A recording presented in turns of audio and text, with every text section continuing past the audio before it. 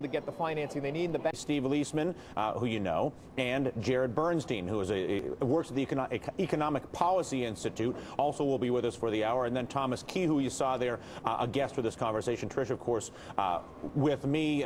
Tom, I know you're a bear in this stock market of ours, and there's plenty for you to hang on to. The credit story Steve broke being the most recent version. But how do you overcome the strength in earnings and the strength around the globe, which is equally forceful right now?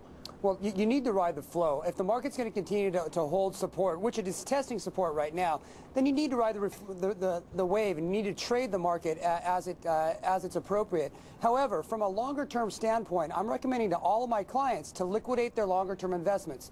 In other words, I want them to be selling at the top, and I consider this to be the top of this market. What is your indication of that fact, though?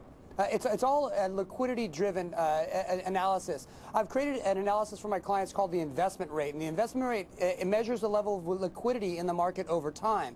And liquidity, obviously, is what drives the market. The more money out there, the more demand for stocks, stocks will go higher. What it tells us is that in 2007 and going into 2008, liquidity starts to wane.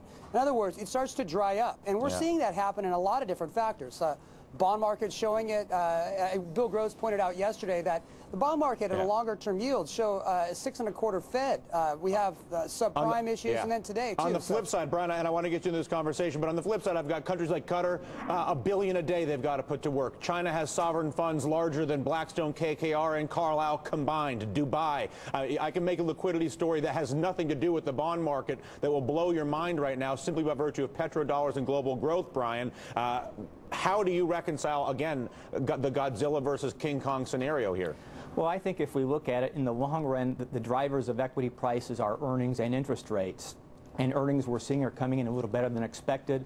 Global growth remains strong. That should be supportive of earnings for the foreseeable future. And interest rates, as you mentioned, are relatively low. And the next move by the Fed is probably to lower rates. So both of these forces are supportive of equity markets. And we think the place to be is actually in the U.S. equity markets. Dylan,